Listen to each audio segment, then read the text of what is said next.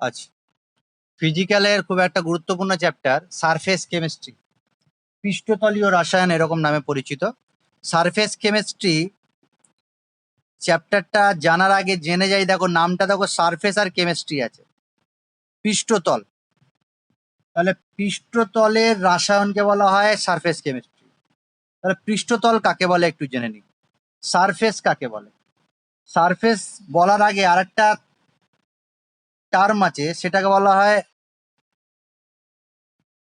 আন্তঃপৃষ্ঠ, ইংলিশে বলা হয় ইন্টারফেস। ইন্টারফেস কাকে বলে, তারপরে সারফেস কাকে বলে আমি বলছি। ইন্টারফেস বলা হয় যে পদার্থের তিনটে ফেজ আছে, দেখবে তিনটে দশা। কি কি দশা আছে? ফেজ। এক নাম্বার হচ্ছে গ্যাসীয় দশা, 2 নম্বর হচ্ছে তরল দশা, আর 3 নম্বর হচ্ছে কঠিন দশা। তাহলে 3 ধরনের দশার কথা আমরা জানি, কঠিন, তরল আর গ্যাসীয়। এখন যে কোনো দুটো দশা যারা পরস্পর মেশে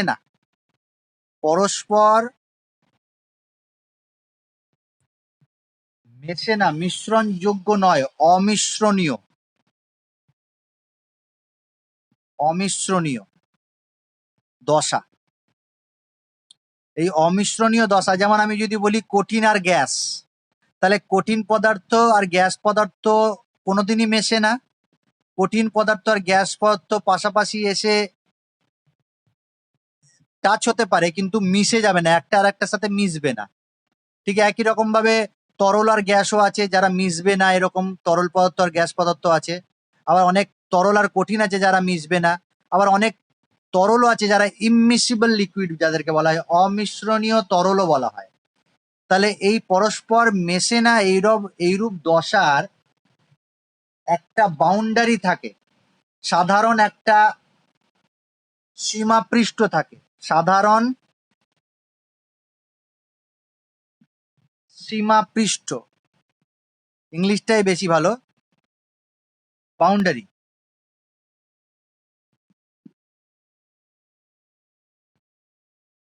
যেমন একটা এক্সাম্পল দিয়ে বলছি তোমাকে, ভেবে নাও দুটো তরল পদার্থ আছে, সেই দুটো তরল পদার্থের মধ্যে ভেবে নাও একটা জল আছে,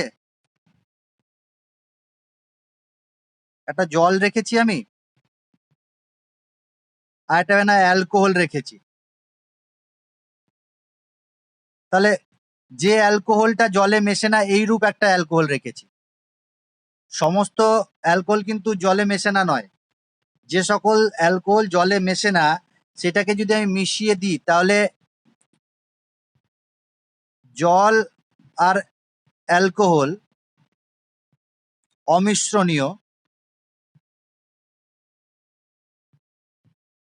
অমিশ্রণীয় দ্রবণ আছে, ভেবে নাও দুটো। এই যেখানে জলের তল আর অ্যালকোহলের তল টাচে আছে, বা কমন একটা ফেস, সাধারণ একটা বাউন্ডারি বা তল, সেটাকে বলা হয় ইন্টারফেস। ইন্টারফেস তাহলে কাকে বলবো? যে দুটো অমিশ্রণীয় দ্রবণ বা দুটো অমিশ্রণীয় দশা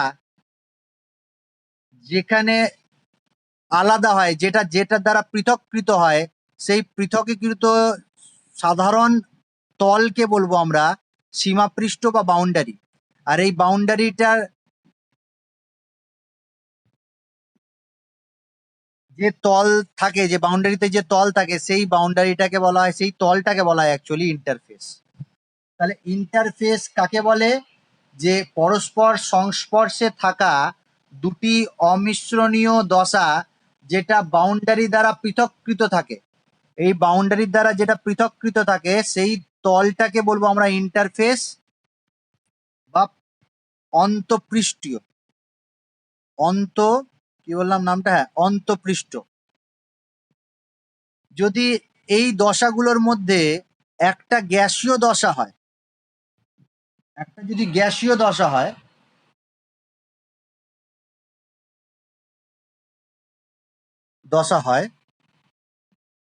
তাহলে তাকে বলবো সারফেস, বা বাংলায় বলবো পৃষ্ঠতল। তাহলে পৃষ্ঠতল কাকে বলতে পারি? কঠিন আর গ্যাসের মধ্যে হতে পারে, তরল আর গ্যাসের মধ্যে হতে পারে। তাহলে কঠিন আর তরলের মধ্যে যদি দুটো দশা থাকে, সেই দুটো দশা বাউন্ডারির দ্বারা পৃথককৃত থাকবে, আর সেই তলটাকে আমরা বলবো পৃষ্ঠতল বা সারফেস। তাহলে এই চ্যাপ্টারে আমরা যাই পড়বো, কঠিন আর তরলের গ্যাস আর তরল দেখবো, আবার তরল আর গ্যাস দেখবো, এই জিনিসগুলো দেখবো। বিশেষ করে এই দুটো দশাই দেখতে পারবো, আর তরলটা দেখতে পারবো না এক্ষেত্রে, আর কঠিন তরলটাও সেরকম দেখবো না, শুধুমাত্র গ্যাসটা থাকবেই। কারণ গ্যাস যদি থাকে দুটো দশার মধ্যে একটা দশা যদি গ্যাসীয় দশা হয়, তাহলে তাকে বলবো আমরা সারফেস বা পৃষ্ঠতল। এই পৃষ্ঠতল সংক্রান্ত যে রাসায়ন, তাকে বলা হয় পৃষ্ঠতলীয় রাসায়ন বা সারফেস কেমিস্ট্রি। এই সারফেস কেমিস্ট্রিকে কাজে লাগিয়ে কেমিস্ট্রিতে এবং বিভিন্ন ইন্ডাস্ট্রিতে, বিভিন্ন শিল্পতে প্রচুর কাজকর্ম করা হচ্ছে। যেমন টেক্সটাইল শিল্পে অনেক কাজ হয় এই রাসায়নিক সারফেস কেমিস্ট্রিকে কাজে লাগিয়ে। কসমেটিক শিল্পে কিন্তু প্রচুর হিউজ অ্যাপ্লিকেশন আছে সারফেস কেমিস্ট্রির অ্যাপ্লিকেশন। কসমেটিক বা প্রসাধনী যেটা বলি আমরা, কসমেটিক শিল্পে প্রচুর ইউজ আছে এই সারফেস কেমিস্ট্রি কসমেটিক্সে। এছাড়া পেট্রোলিয়াম শিল্পেতেও আমি এই সারফেস কেমিস্ট্রির অ্যাপ্লিকেশন বা প্রয়োগ দেখতে পাই। তবে আমাদের এই চ্যাপ্টারে তিনটে বিষয়ে আলোচনা করা হয়েছে। একটা হচ্ছে অ্যাডজর্পশন বা অধিশোষণ, একটা হচ্ছে অনুঘটন বা ক্যাটালিসিস, আর কলয়েডিয়াল স্টেট আছে, কলয়েড দ্রবণ বা কলয়েড অবস্থা। এই তিনটে টপিক আর কি টাচ করা হয়েছে, বিশেষ করে সিলেবাসে রাখা হয়েছে আমাদের। এই তিনটে সম্পর্কে পড়বো। প্রথমে পড়বো অ্যাডজর্পশন বা অধিশোষণ, তারপরে অনুঘটন, তারপরে কলয়েড। এই চ্যাপ্টারটা, এই যে প্রথম টপিকটা অধিশোষণ, এটা কিন্তু একটা বড় চ্যাপ্টার। সেইটার কিছুটা অংশ আমাদের এইখানে দেওয়া হয়েছে ক্লাস 12-এর এই ফিজিক্যাল কেমিস্ট্রির এই চ্যাপ্টারে দেওয়া হয়েছে অধিশোষণ। তাহলে অধিশোষণ এই কথাটা অনেক জনাই শুনে থাকবে না। আমি বললাম শুনে থাকবে না, কারণ তুমি শোষণটা শুনেছো। শোষণ এই কথাটা তুমি বারবার শুনেছো, যাকে বলা হয় অ্যাবজর্পশন, ABSORPTION। এখানে কথাটা আছে AB, কিন্তু এইখানে যে কথাটা আমি আরেকটা আলোচনা করছি সেটা হচ্ছে অধিশোষণ, যাকে ইংলিশে বলছি অ্যাডজর্পশন, AD। তাহলে মেন পার্থক্যটা কি? এখানে হচ্ছে AB, এখানে AD। এবার শোষণ সম্পর্কে আমাদের একটা ধারণা আছে সবারই, যে শোষণ কি। যেমন উদাহরণ দিয়ে আমি একটা বলি, তুমি যদি একটা স্পঞ্জ নিয়ে নাও, সেই স্পঞ্জটা দেখেছি, সবাই স্পঞ্জ দেখেছি, জলের সংস্পর্শে যদি আসে তাহলে কি হবে? সেই জলটা স্পঞ্জে শোষিত হবে, শোষণ ঘটবে। শোষণ ঘটবে মানে আমি যদি বলি যে জলটাকে সে শুষে নেবে বা শোষণ করবে, অ্যাবজর্ব করবে, সেটা কি স্পঞ্জের সব জায়গায় সমানভাবে শোষিত হবে, না কিছু জায়গায় বেশি শোষিত হবে, কিছু জায়গায় কম শোষিত হবে? বলো দেখি।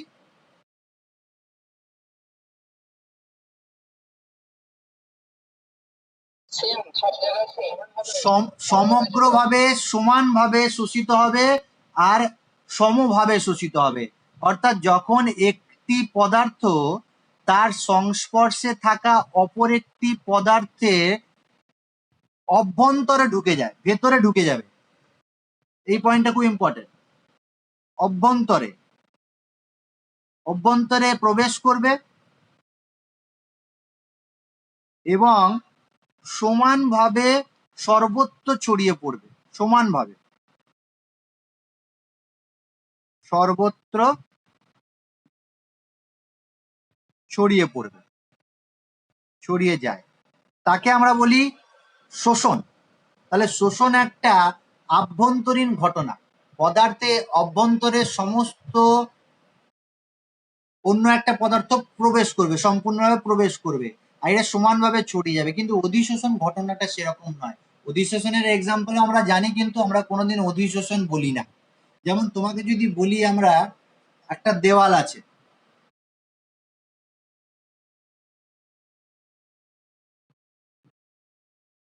দেওয়াল, ওয়াল আছে, সেই ওয়ালে যদি আমি বলি ঝুল বা ধুলোবালি, ধুলো যদি বলি, সেই ধুলোটা দেওয়ালের ভেতরে ঢুকে যায় না উপরে লেগে থাকে?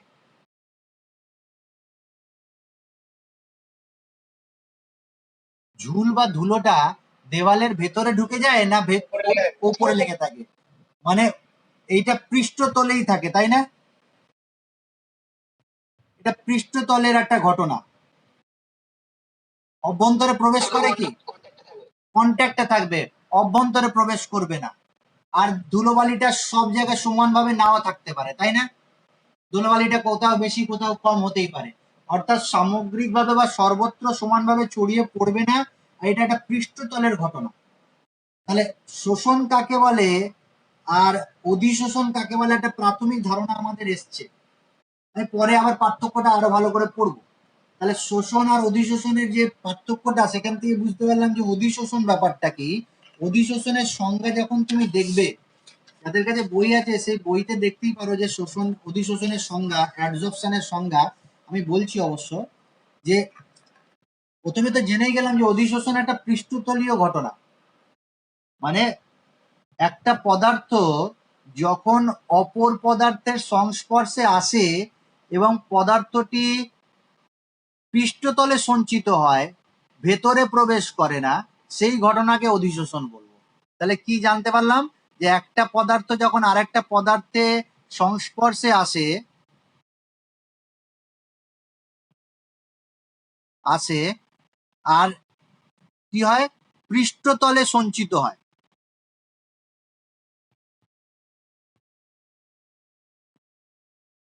সঞ্চিত হয়, ভেতরে প্রবেশ করে না।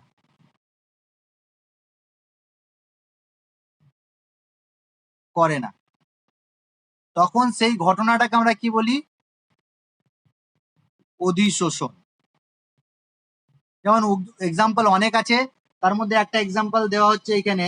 যেমন অ্যামোনিয়া গ্যাস বা যে কোনো gas, carbon dioxide, sulphur dioxide, oxygen, যে কোনো গ্যাস, এই অ্যামোনিয়া গ্যাস যদি চারকোল চূর্ণর সংস্পর্শে রাখি, চারকোল, চারকোল জানি তো কাকে বলে?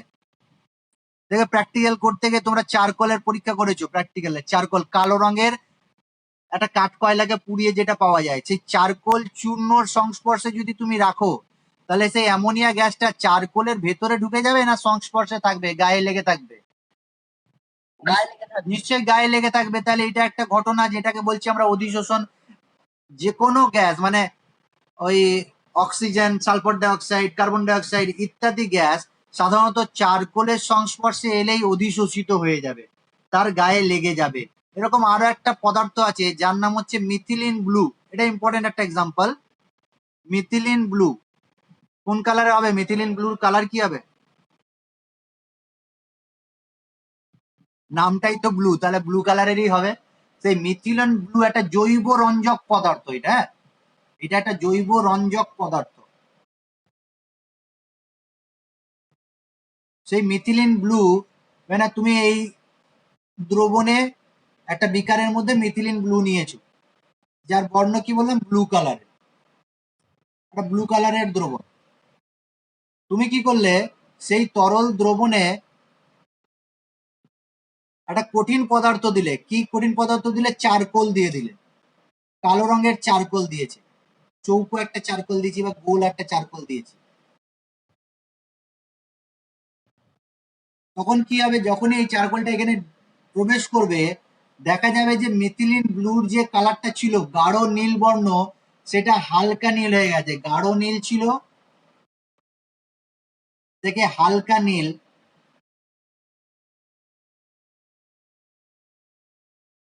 হালকা নীল বর্ণ হয়ে গেছে।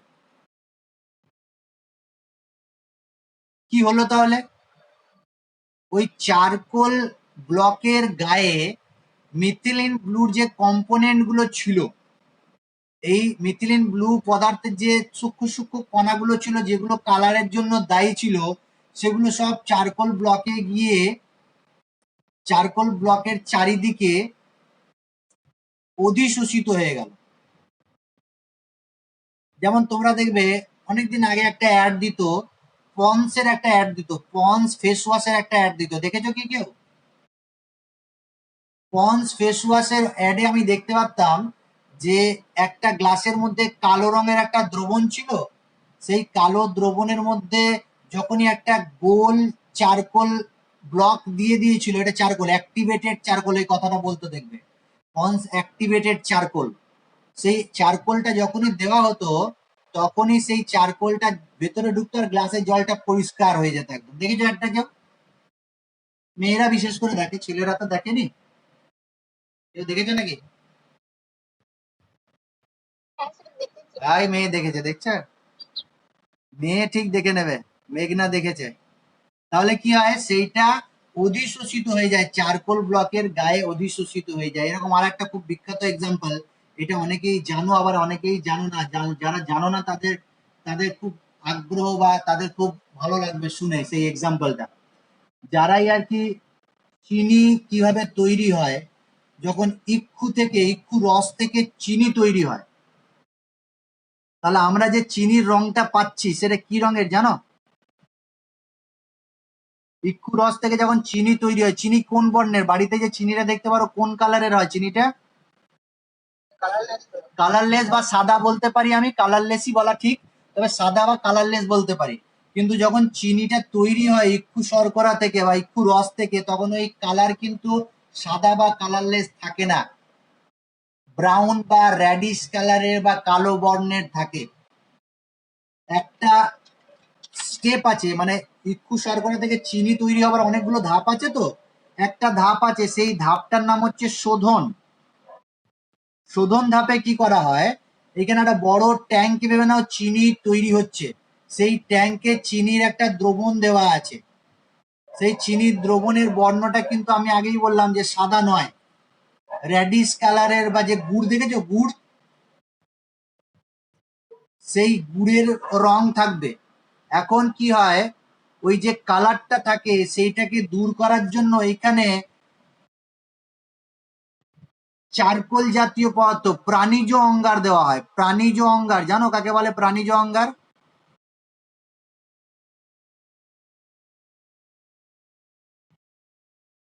হাড় গুঁড়ো দেওয়া হয়, হাড় গুঁড়ো, হাড় গুঁড়ো মানে বিভিন্ন জীবজন্তুর শুকনো হাড় হয়, সেই শুকনো হাড়গুলোকে ভেঙে নিয়ে গুঁড়ো গুঁড়ো করে সেই হাড় গুঁড়োটা দেওয়া হয়। হাড় গুঁড়োর কিন্তু অধিশোষণ প্রপার্টি খুব ভালো, অ্যাডজর্পশন প্রপার্টি খুব ভালো। যখনই সেই হাড় গুঁড়োটা দেওয়া হয় এই প্রক্রিয়ায়, সেই কালার কম্পোনেন্ট গুলোকে সে সব অধিশোষিত করে নেয়। হাড়গুলোর গায়ে কি লেগে যায় অধিশোষিত কালার কম্পোনেন্ট গুলো। তারপরে পরিষ্কার বা সাদা রঙের চিনি দেখতে পাও। যারা পিওর ভেজিটেরিয়ান দেখবে চিনি খায় না। কেউ কি জানো এই ব্যাপারটা? যারা পিওর ভেজিটেরিয়ান তারা চিনি খায় না। সেই কারণটা কি, যেহেতু এই প্রক্রিয়াতে হাড় গুঁড়ো দেওয়া হয়, আর হাড়টা বুঝতেই পারছো যে এটা নন ভেজ, নিশ্চয়ই ভেজ নয়। তাহলে এই হাড় গুঁড়ো দেওয়ার জন্য অনেকেই আছে যারা চিনি কিন্তু খায় না, যারা পিওর ভেজিটেরিয়ান। তাহলে এই রঙিন অণুগুলো, অবিশুদ্ধিগুলো অধিশোষিত হয়ে যায় চারকোল বা অঙ্গারের, প্রাণীজ অঙ্গারে, আর পরিষ্কার সাদা চিনি তুমি পাও। তাহলে এই প্রক্রিয়াটাও কিন্তু একটা অধিশোষণের এক্সাম্পল, পরিষ্কার চিনি। ঠিক আছে, এবার দুটো দুটো কথা আছে। অধিশোষণ দুটো জিনিস, একটাকে বলা হয়, যেমন দ্রবণ দুটো জিনিস নিয়ে তৈরি, দ্রাব আর দ্রাবক। অধিশোষণ দুটো জিনিস নিয়ে তৈরি, একটাকে বলা হয় অধিশোষক, অধিশোষক, ইংলিশটাও বলবো, ইংলিশটাকে বলা হয় অ্যাডজর্বেন্ট, SORBENT, বেন্ট, আন্ডারলাইন করলাম BENT টাকে। আর একটা আছে অধিশোষিত পদার্থ। অধিশোষিত পদার্থ যাকে বলা হয় অ্যাডসরবেট, ADSOR BATE, বেট। আর এই দুটোকে নিয়ে ঘটনাটাকে বলা হয় অধিশোষণ। তাহলে নামটা শুনেই বুঝতে পারছো যে অধিশোষক কোনটা আর অধিশোষিত পদার্থ কোনটা। তোমাকে যদি জিজ্ঞাসা করা হয় অ্যামোনিয়া আর চারকোল অধিশোষিত হলো, অ্যামোনিয়া আর চারকোল, তাহলে কে অধিশোষক আর অধিশোষিত পদার্থ কে?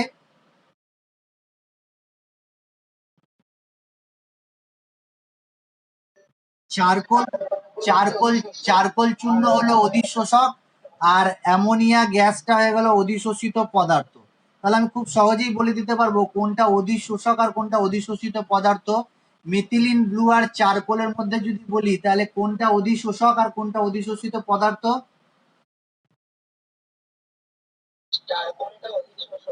চারকোলটা অধিশোষক, আর মিথিলিন ব্লু যে জৈব পদার্থটা আছে, রাসায়নিক পদার্থ, সেটা হচ্ছে অধিশোষিত পদার্থ, অ্যাডসরবেট। আর বেন্ট মানে মনে রাখবে বেড, বেড কথাটা মনে রাখবে, বিইডি, বেড। তাহলে বেড মানে কি, যে যার উপরে অধিশোষিত হচ্ছে। এখন আমি তোমাকে যদি জিজ্ঞাসা করি এই খাতা আর আমি যে লিখেছি কালিটা, সেটা কি হয়েছে, শোষণ হয়েছে না অধিশোষণ হয়েছে? খাতার উপরে কালিটা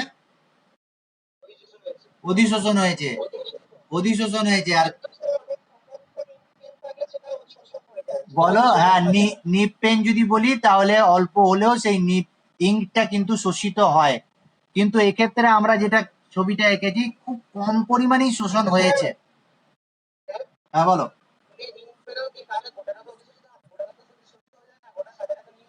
না না না না, অবশ্যই।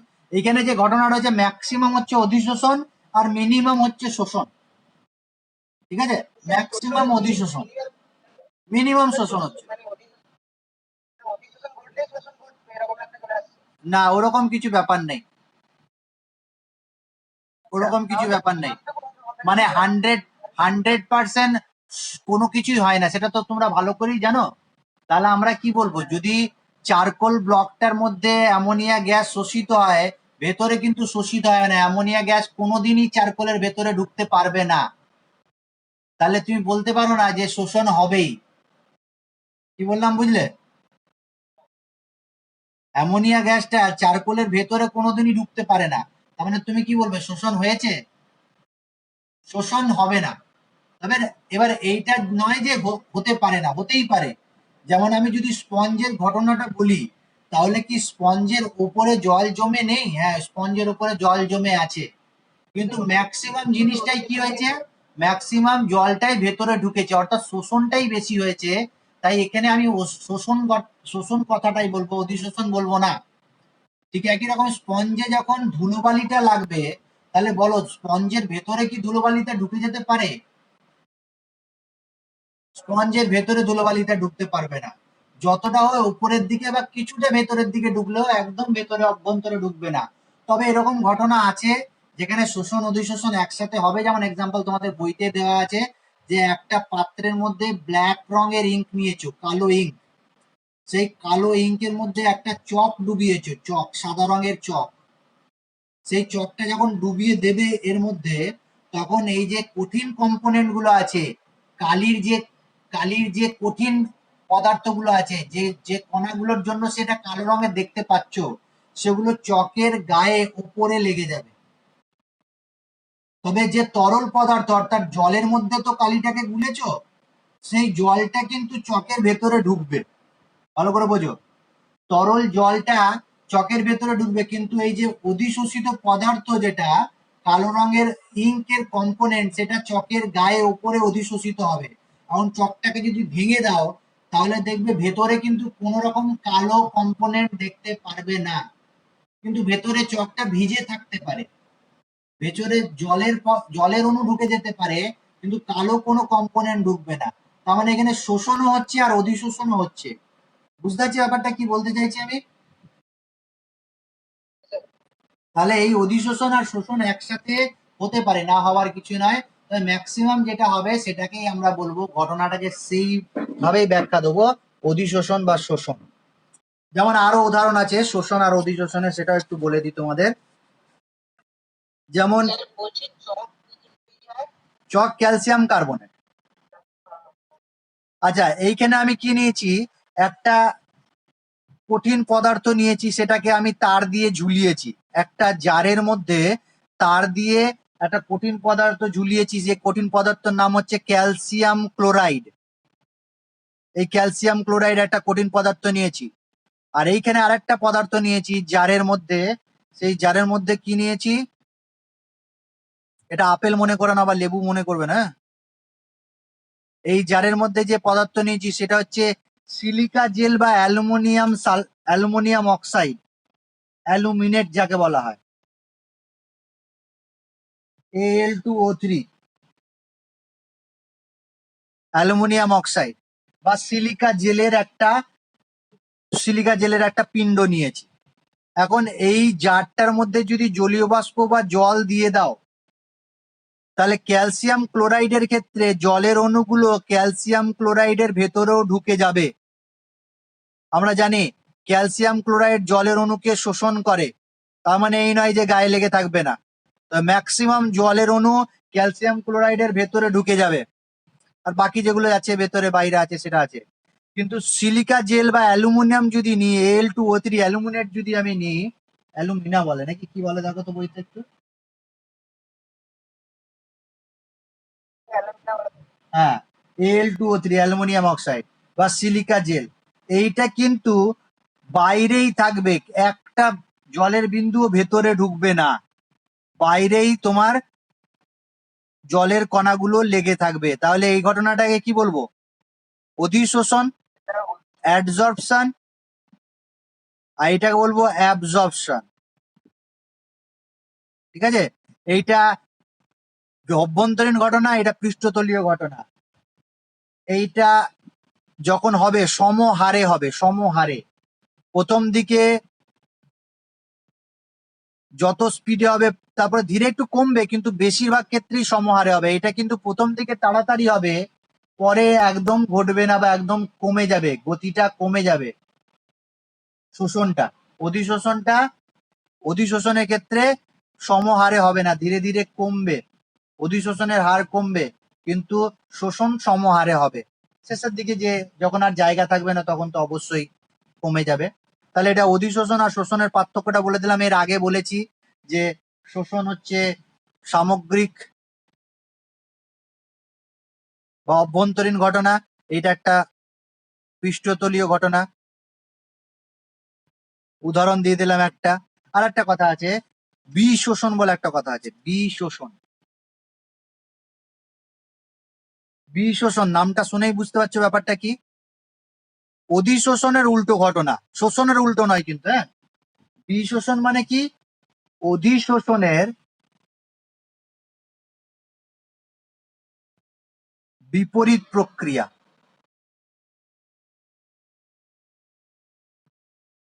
প্রক্রিয়া যদিও তোমার মনে হতে পারে স্যার তাহলে এটার নাম হতো ডি অধিশোষণ, কিন্তু নামটা হচ্ছে বিশোষণ।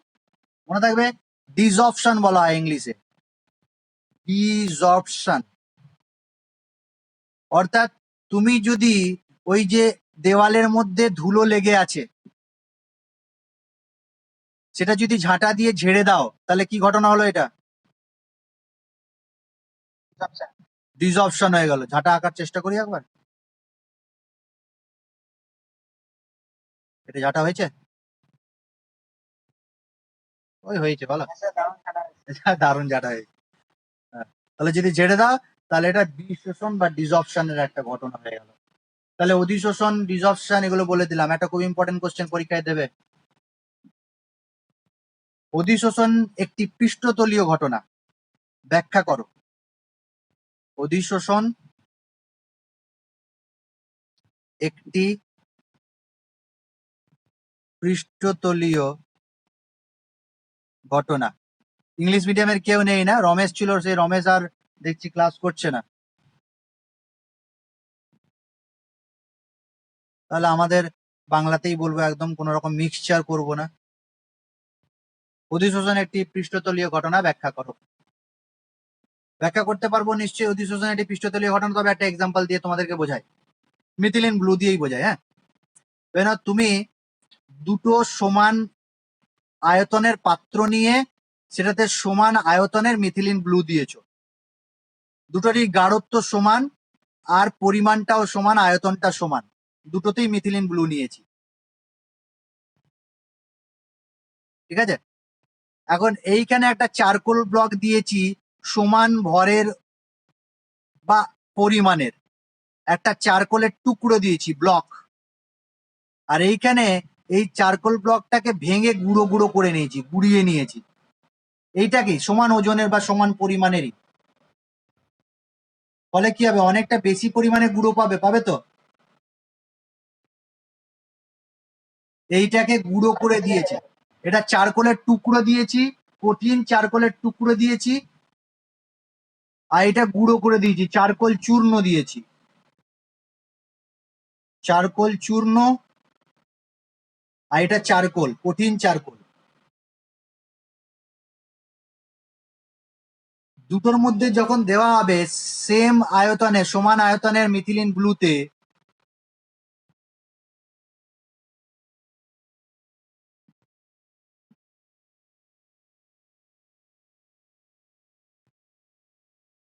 এইটার বর্ণ যতটা হালকা হবে এইটা বেশি হালকা হবে। এটা কি বললাম, বেশি হালকা বর্ণ হয়ে যাবে। কেন বেশি হালকা বর্ণ হয়ে যাবে, কারণ যখনই এই চারকোল ব্লকটাকে টুকরো টুকরো করেছো, পৃষ্ঠতলের ক্ষেত্রফল কি হবে, এখানে ক্ষেত্রফল বেড়ে যাবে, বেশি পৃষ্ঠতলের ক্ষেত্রফল বেশি। তাহলে পৃষ্ঠতলের ক্ষেত্রফল যদি বেশি হয় তাহলে মিথিলিন ব্লু এর অধিশোষণ বেশি হচ্ছে।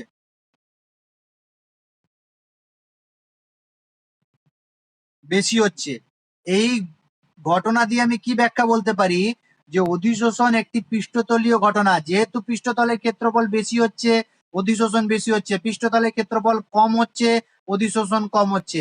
অ্যাকচুয়ালি কি হয়, এই যে কঠিন পদার্থগুলো থাকে তাদের পৃষ্ঠতলে ছোট ছোট ছিদ্র বা ছোট ছোট পোরাস থাকে, সেই সক্রিয় ছিদ্র বা পোরাসগুলোর মধ্যে এই পদার্থগুলো অধিশোষিত হয়।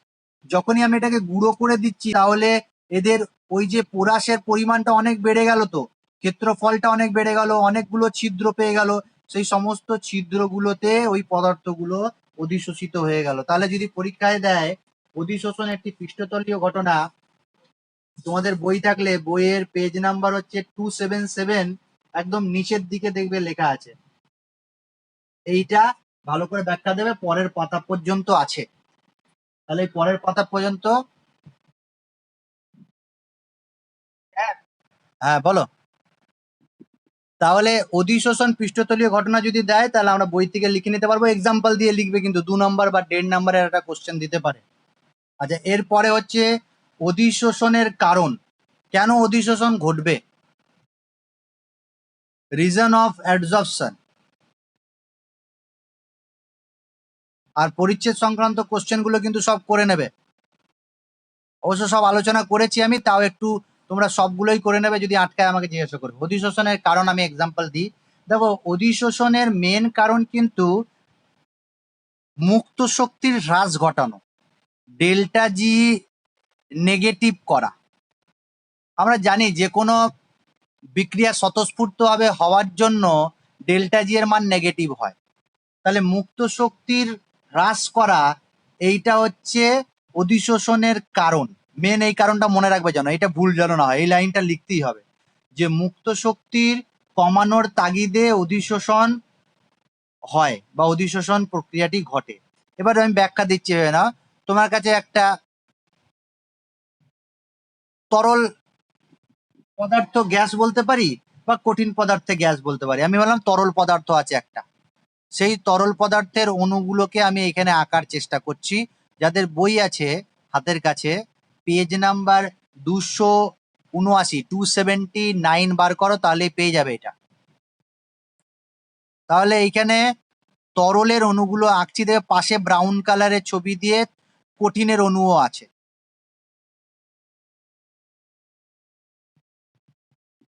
সবগুলো আঁকতে পারছি না, আমি কিছু আঁকলাম। একটা ভেতরের দিকে দেখাচ্ছি অণু, এই লাল দাগ দিলাম, এই পয়েন্টটা, এটা ভেতরের অণু। এই অণুটা দেখো চারিদিক দিয়ে সমানভাবে পরিবেষ্টিত আছে অন্য অণু দ্বারা। তাহলে সব দিক থেকে অণু দ্বারা যদি পরিবেষ্টিত সে থাকে, তাহলে এই যে লাল বলটা, বা আমি এটাকে গোল করে দিলাম, এই বলটা বা এই অণুটা, বল নয় অণুটা, কোনো মোট মোট শক্তি কি অনুভব করছে, কি মোট বল অনুভব করছে সে? এর উপর ক্রিয়াশীল মোট আকর্ষণ বা বিকর্ষণ বল কি হবে? শূন্য হবে তো, কারণ সমানভাবে সব দিক থেকে সমানভাবে আকৃষ্ট হচ্ছে। তাহলে এই বলটা বা এই অণুটা কোনো রকম আকর্ষণ বল অনুভব করছে না, শূন্য অনুভব করছে।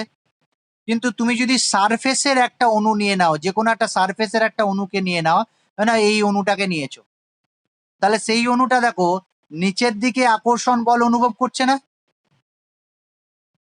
তাই না? এই অণুগুলো সারফেসের যে অণুগুলো আছে, পৃষ্ঠতলের যে অণুগুলো আছে, সেখানে কিন্তু নিচের দিকে একটা আকর্ষণ বল, বা বলতে পারি যে অসম বল একটা ক্রিয়া করছে এই অণুগুলোর ওপর। অসম বল, ঠিক বলছি? দেখো তো,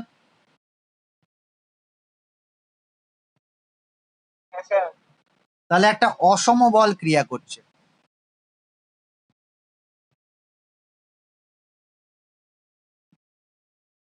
ক্রিয়া করে কোথায়? পৃষ্ঠতলের অণুগুলোর কাছে।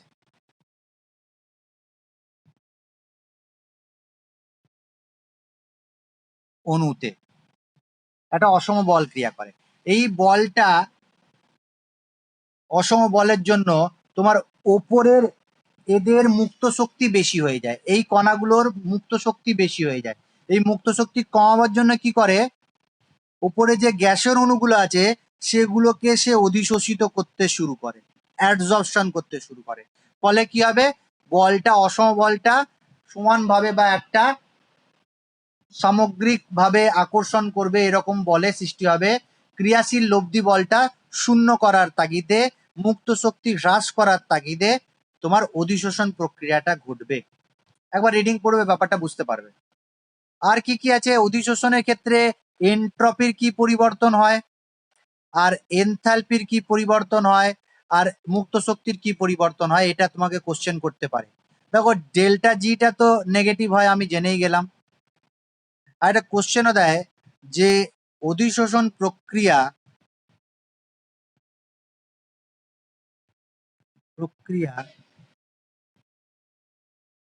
তাপ উৎপাদক তাপ উৎপাদক প্রক্রিয়া ব্যাখ্যা করো। মানে অ্যাডজর্পশন ইজ এ এক্সোথার্মিক রিয়াকশন, ব্যাখ্যা করো। তাহলে এক্সোথার্মিক রিয়াকশন হলে ডেল্টা জি কি হয় গো? এক্সোথার্মিক হলে ডেল্টা জি নেগেটিভ হয়। তোমাকে কোশ্চেন করতে পারে যে কেন ডেল্টা জি নেগেটিভ হয়, এটা ডাইরেক্ট কোশ্চেন করতে পারে, বা অধিশোষণ প্রক্রিয়া একটি তাপ উৎপাদক বিক্রিয়া বা এক্সোথার্মিক রিয়াকশন, ব্যাখ্যা করো। এবার স্বতঃস্ফূর্তভাবে অধিশোষণ হতে গেলে ডেল্টা জি নেগেটিভ হবে, একটু আগেই বলে দিয়েছি। ডেল্টা জি যদি নেগেটিভ না হয় তাহলে স্বতঃস্ফূর্তভাবে অধিশোষণ হবে না। ডেল্টা জি নেগেটিভ করার জন্যই কিন্তু অধিশোষণ প্রক্রিয়া বা যে কোনো বিক্রিয়া ঘটে। এখন তোমাকে যদি জিজ্ঞাসা করা হয় অধিশোষণের ফলে এনট্রপি বাড়ে না কমে, ডেল্টা এস পজিটিভ হয় না নেগেটিভ হয়? অর্থাৎ আমি যদি জিজ্ঞাসা করি গ্যাসের অণুগুলো যখন অধিশোষিত হয়ে যাবে, তখন অধিশোষণের ফলে গ্যাসের অণুর আগে যা এনট্রপি ছিল পরের এনট্রপি কি হবে, কমে যাবে না বেড়ে যাবে? কমে যাবে। ভেরি গুড, কমে যাবে, ঋণাত্মক হবে। অর্থাৎ অধিশোষণের আগে গ্যাসের অণুগুলোর মধ্যে বিশৃঙ্খলা বেশি ছিল, কিন্তু অধিশোষিত হয়ে গেলে বিশৃঙ্খলা কমে যাবে, তার মানে এনট্রপি হ্রাস পাবে। এনট্রপি হ্রাস পায়। কেন বললাম বুঝতে পেরেছ? যে অধিশোষণের আগে গ্যাসের অণুগুলোর মধ্যে বিশৃঙ্খলা বেশি ছিল, অধিশোষণের ফলে পরে বিশৃঙ্খলা কমে গেল, মানে এনট্রপি হ্রাস পেল। একটা সমীকরণ জানি আমরা, ডেল্টা জি সমান ডেল্টা এইচ মাইনাস টি ডেল এস, টি ডেল এস। তাহলে ডেল্টা এইচ সমান কি হবে? ডেল্টা জি প্লাস টি ডেল এস। এখন ডেল এস যদি নেগেটিভ হয় তাহলে টি ডেল এস কি হবে? এটাও নেগেটিভই হবে, তাই না? তাহলে এইটাও নেগেটিভ আর এইটাও নেগেটিভ, তাহলে ডেল্টা জি ডেল্টা এস ডেল্টা এইচ কি হবে? এটাও নেগেটিভ হবে অবশ্যই। দুটো নেগেটিভ কে যোগ করলে কি হয়? নেগেটিভই তো হয়। তাহলে আমি বলতেই পারি যে অধিশোষণ প্রক্রিয়াটির ক্ষেত্রে ডেল্টা এইচ এর মান হ্রাস পায়, ক্রমশ হ্রাস পায়, অর্থাৎ অধিশোষণ প্রক্রিয়াটি একটি এক্সোথার্মিক প্রক্রিয়া। আর সাম্য অবস্থায় যদি পৌঁছে যায় অধিশোষণটা, অর্থাৎ অধিশোষণ আর বিশোষণ যদি সমানভাবে হয়, অধিশোষণ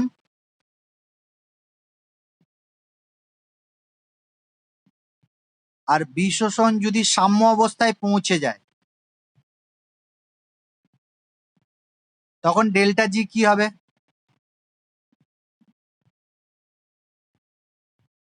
বলো। ডেল্টা জি জিরো হবে। অর্থাৎ ডেল্টা জি জিরো এর মানে হচ্ছে অধিশোষণ আর বিশোষণ সমান হারে হচ্ছে। আর ডেল্টা জি নেগেটিভ মানে কি?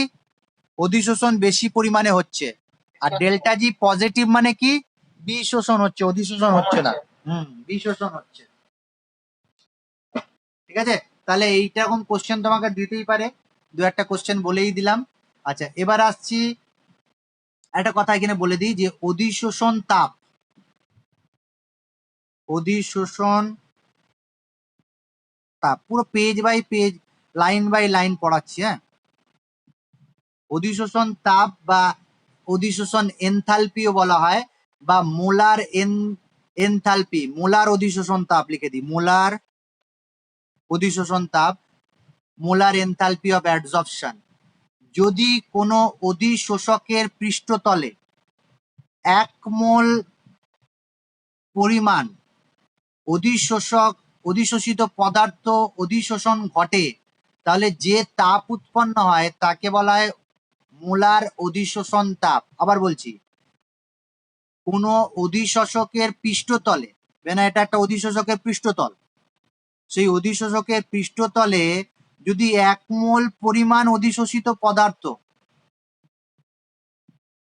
অধিশোষিত হয় তাহলে তাপ উৎপন্ন হবে, কারণ এটা এক্সোথার্মিক রিয়াকশন, ডেল্টা এইচ সমান নেগেটিভ, তাপ উৎপন্ন হবে। যে পরিমাণ তাপ উৎপন্ন হবে, তাপ উৎপন্ন হবে তাকে বলছি মোলার অধিশোষণ তাপ বা মোলার এনথালপি অফ অ্যাডসর্পশন। বুঝেছি ব্যাপারটা? এবার আসছি অধিশোষণ এর প্রকারভেদ, খুব ইম্পর্টেন্ট, পরীক্ষায় কোশ্চেন অধিশোষণ থেকে এই কোশ্চেনটাই সব থেকে বেশি দেয়, এত বছরে সব থেকে বেশি এই কোশ্চেনটাই দিয়েছে যে অধিশোষণ এর শ্রেণী বিভাগে যে দুটো অধিশোষণ আছে তার পার্থক্য বা তার ডেফিনেশন এরকম দেয়। অধিশোষণের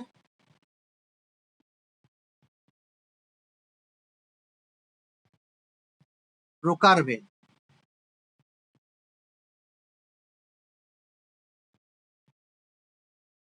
দুই ভাগে ভাগ করা যায়। একটাকে বলা হয় ভৌত অধিশোষণ,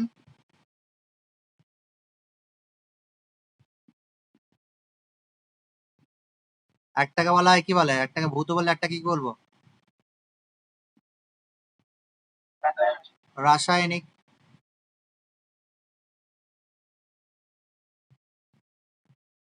রাসায়নিক অধিশোষণ ইংলিশে বলা হয় ফিজিক্যাল অ্যাডজর্পশন, কেমিক্যাল অ্যাডজর্পশন। ফিজিক্যাল অ্যাডজর্পশনকে বলা হয় ফিজিওজর্পশন, আর কেমিক্যাল অ্যাডজর্পশনকে কেমোজর্পশন বা অ্যাক্টিভেটেড অ্যাডজর্পশনও বলা হয়। হ্যাঁ, রাসায়নিক অ্যাডজর্পশনের আরেকটা নাম হচ্ছে অ্যাক্টিভেটেড অ্যাডজর্পশন বা কেমিক্যাল অ্যাডজর্পশন, কেমোজর্পশন, অনেকগুলো নাম আছে। তাহলে ফিজিক্যাল অ্যাডজর্পশন আর কেমিক্যাল অ্যাডজর্পশন, এই দুটো কথা আমি বলবো। কাকে বলে ডেফিনেশনটা একটু জেনে নি। ফিজিক্যাল অ্যাডজাপশন বলবে তাকেই বলবো যদি কোনো অধিশোষকের উপর, মন দিয়ে শুনবে, যদি কোনো অধিশোষক পদার্থ অধিশেষকের উপর দুর্বল আকর্ষণ বল, দুর্বল আকর্ষণ যাকে বলা হয় ভ্যান্ডারওয়াল আকর্ষণ বল, ভ্যান্ডারওয়াল আকর্ষণ বল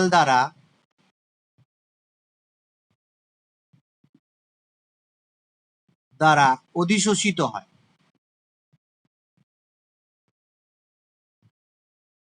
তাকে ফিজিক্যাল অ্যাডজাপশন বলবো। তার ফিজিক্যাল অ্যাডজাপশনের সংজ্ঞা কি হলো? যে অধিশোষণ প্রক্রিয়ায় অধিশোষিত পদার্থের কণাগুলো অধিশোষকের পৃষ্ঠতলে দুর্বল ভ্যান্ডারওয়াল আকর্ষণ বল দ্বারা অধিশোষিত হয়, তাকে আমরা কি বলছি? ফিজিক্যাল অ্যাডজর্পশন বা ভৌত অধিশোষণ। রাসায়নিক অধিশোষণের ক্ষেত্রে কি হবে? অধিশোষকের ওপর অধিশোষিত পদার্থগুলো কি করে বলো? রাসায়নিক বলছি, তার মানে কি হবে? রাসায়নিক বন্ধনের মাধ্যমে যুক্ত হবে, রাসায়নিক বন্ধন এর দ্বারা অধিশোষিত হয়, অধিশোষিত হয়। রাসায়নিক বন্ধনের দ্বারা যদি অধিশোষিত হয় তাহলে সেটাকে বলবো আমরা ফিজিক্যাল অ্যাডজর্পশন। তুমি নিজেই বলতে পারবে যে কোন অধিশোষণটা বেশি শক্তিশালী হচ্ছে?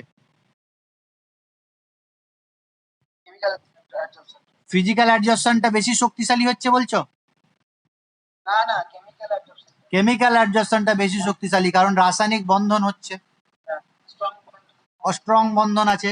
আচ্ছা, দেখবে ভৌত অধিশোষণ আর রাসায়নিক অধিশোষণের কিছু বৈশিষ্ট্য দেওয়া আছে বইতে, হ্যাঁ, কিছু বৈশিষ্ট্য দেওয়া আছে। সেই বৈশিষ্ট্যগুলোকে আমি পার্থক্য রূপে বলছি, তাহলে মনে রাখতে পারবে। কম্পেয়ার করছি, তুলনা করে বলছি। আর উদাহরণ কি আছে? ভৌত অধিশোষণের উদাহরণগুলো অবশ্যই দুটো মুখস্থ রাখবে। চারকোলের সাথে যে কোনো গ্যাস যদি অধিশোষণ হয়, বা নিম্ন উষ্ণতায় অভ্রের সাথে বা আয়রন চূর্ণের সাথে নাইট্রোজেন গ্যাস, তাই মুখস্থ রাখবে এটা। চারকোলের সাথে বিভিন্ন গ্যাস, বলো।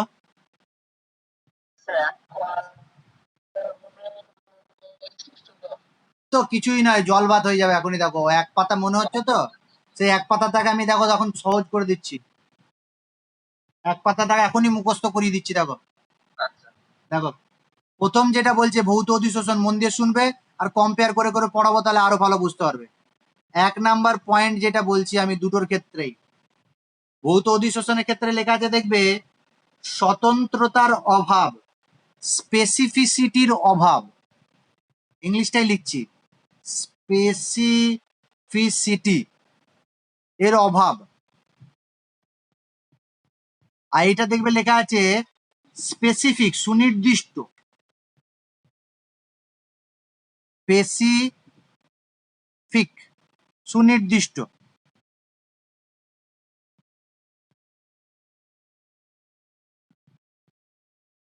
ব্যাপারটা কি ভালো করে বুঝে নাও, এই পয়েন্টার মানেটা বুঝে নাও। অর্থাৎ ভৌত অধিশোষণের ক্ষেত্রে এই অধিশোষকের সাথে যে পদার্থটা যুক্ত হবে, যে কোনো পদার্থ হতে পারে, যে কোনো পদার্থ, অর্থাৎ এই অধিশোষকটা কোন রকম সিলেক্ট করবে না যে কে কে এসে তার সাথে যুক্ত হবে। অর্থাৎ ধুলোবালিও যুক্ত হচ্ছে, অ্যামোনিয়া গ্যাসও যুক্ত হচ্ছে, অক্সিজেনও যুক্ত হচ্ছে, জলের কণাও যুক্ত হচ্ছে, সবাই আর কি এসে এখানে লেগে যেতে পারে ভৌতর ক্ষেত্রে। যেহেতু এইখানে একটা আকর্ষণ বল আছে, দুর্বল আকর্ষণ বল। এইখানে কিন্তু স্পেসিফিক বলেছি, কেন স্পেসিফিক বলেছি একটু বলো দেখি ক্যাফ। কারণ কেমিক্যাল বন্ড হবে, অর্থাৎ এই যে পদার্থটা আছে সেটা যে কোনো পদার্থ হবে না, নির্দিষ্ট হবে। কারণ কি? বন্ডিং করবে, সে কেমিক্যাল বন্ডিং করবে। তাহলে যে কোনো অধিশোষক তো যে কোনো পদার্থের সাথে কেমিক্যাল বন্ডিং করতে পারে না। যেমন একটা এক্সাম্পল দিচ্ছি, দেখো তখনই বুঝতে পারবে। যেমন নিকেল, নিকেল ধাতুর সাথে বা প্লাটিনাম ধাতুর সাথে হাইড্রোজেন গ্যাস অধিশোষিত হয়, কেমিক্যাল অ্যাডজর্পশন হয় হাইড্রোজেনের হবে। তার মানে কি নিকেল আর প্লাটিনামের সাথে হাইড্রোজেন পরমাণু বন্ধন করবে, হাইড্রোজেন পরমাণু বন্ধন করবে প্লাটিনাম যদি থাকে বা নিকেল থাকে। কিন্তু যদি এই অধিশোষক পদার্থটা Al2O3 হতো তাহলে হাইড্রোজেন গ্যাস অধিশোষিত হবে না। হাইড্রোজেন গ্যাস অ্যালুমিনার সাথে বন্ডিং করে না, তাই এ অধিশোষিত হবে না। কিন্তু যদি এই অধিশোষণটা ফিজিক্যাল অ্যাডজাস্টন হতো তাহলে সবারই সাথেই হবে, অর্থাৎ কোনো স্পেসিফিসিটি নেই। তাহলে সুনির্দিষ্টতার অভাব আর সুনির্দিষ্টতা মানে বুঝলাম তো। 2 নম্বর পয়েন্ট বলছি আমি, যে পয়েন্টটা আমি বলবো সেই পয়েন্টটাই 2 নম্বর, বইয়ের পয়েন্ট নয়। সেটা হচ্ছে অধিশোষণ তাপ, শুধু তাপ বলে লিখলাম। হ্যাঁ, তোমার বই, আচ্ছা অধিশোষণ তাপই লিখি, অধিশোষণ তাপ।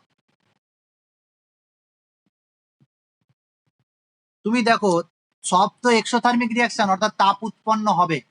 ভৌত অধিশোষণের ক্ষেত্রেও তাপ উৎপন্ন হবে, রাসায়নিক অধিশোষণের ক্ষেত্রেও তাপ উৎপন্ন হবে। আমাকে তুমি বলে দাও যে কার ক্ষেত্রে বেশি তাপ উৎপন্ন হবে, তোমার কি মনে হচ্ছে?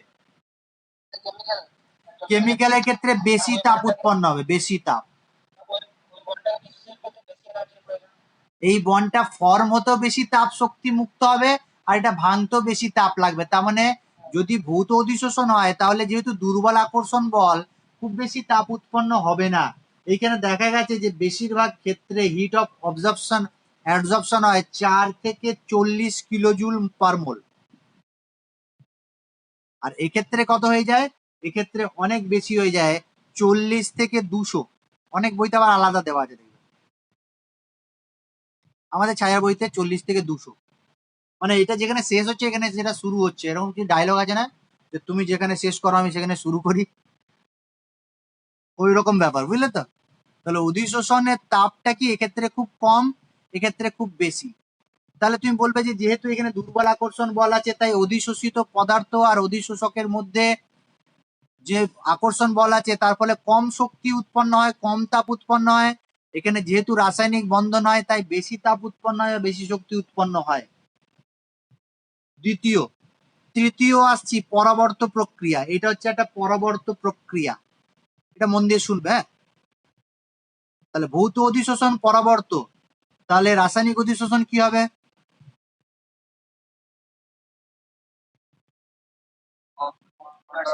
অপরাবর্ত হবে নিশ্চয়ই। যদি এটা পরাবর্ত হয় তাহলে তো এটা অপরাবর্ত হবেই। এখানে জায়গা কম থাকার জন্য দুটোই জিনিস এখানে বোঝাবো। পরাবর্ত মানে কি, যদি তোমার কঠিন পদার্থের ওপর একটা গ্যাসীয় পদার্থ এসে অধিশোষিত হয়, সেটা খুব সহজে আবার বিশোষিত হয়ে যাবে। বিশোষণ খুব সহজে হয়, মানে তাপ দিবে বেরিয়ে চলে যাবে। এটা অধিশোষণ যদি হয় তাহলে বিশোষণও খুব সহজে হয়। আর একটা কথা ইম্পর্টেন্ট, যে যদি এখানে অ্যামোনিয়া গ্যাস আমি যুক্ত করি তাহলে অ্যামোনিয়া গ্যাস বেরিয়ে যাবে, যদি অক্সিজেন যুক্ত করি তাহলে অক্সিজেন বিশোষণ হবে, যদি কার্বন ডাইঅক্সাইড গ্যাস করি তাহলে কার্বন ডাইঅক্সাইড বিশোষণ হবে। কিন্তু অপরবর্ত মানে কি, তুমি ভালো করে বোঝো, যে এইখানে কঠিন পদার্থর সাথে যে পদার্থটা যুক্ত হচ্ছে, মানে অক্সিজেন যুক্ত হচ্ছে, এখানে যুক্ত হওয়া মানে কি, বন্ধন করা, তো তাই তো। এখানে যুক্ত হওয়া মানে বন্ধন করা। এইটা সহজে বিশোষণ হবে না, সহজে হবে না। এখানে লিখেছে না মনে মনে, যে এখানে স্যার লিখেছেন সহজে হবে না। আর কি, যদিও হয় তাহলে এই অধিশোষকের মেটেরিয়ালটাকে তুলে নিয়ে বেরোবে, এই মেটেরিয়ালটাকে নিজের সাথে নিয়ে বেরোবে। যেমন যদি এটা কার্বনের তৈরি হয়, অধিশোষকটা কার্বনের তৈরি হয়, আর সেখানে যদি অক্সিজেন অধিশোষণ হয়, রাসায়নিক অধিশোষণ যদি বেরোবে তাহলে কার্বন মনোক্সাইড আর কার্বন ডাই অক্সাইড হিসাবে বেরোবে। অর্থাৎ অধিশোষকের মেটেরিয়ালটাকে নিজের সাথে নিয়ে বেরোবে, এটাকে বলছি অপরাবর্ত প্রক্রিয়া। আর এখানে কি, যে মেটেরিয়ালটা যুক্ত হচ্ছে, যে পদার্থটা যুক্ত হচ্ছে সেটাই খুব সহজেই বেরিয়ে যাবে। অধিশোষকের কোনো পদার্থ বা অধিশোষকের কোনো অংশ সে নিয়ে বেরোবে না। বোঝাতে পেরেছি পরবর্ত আর অপরবর্ত ব্যাপারটা কি? পয়েন্ট নাম্বার বইতে পাবে, কেমিক্যাল অ্যাডজর্পশন 2 নাম্বার পয়েন্টেই এটা পাবে। এবার আসছি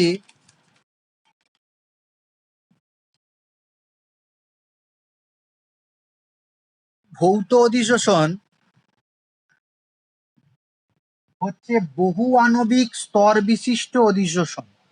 বহু আণবিক স্তর বিশিষ্ট, ইংলিশে বলছি মাল্টি মলিকুলার।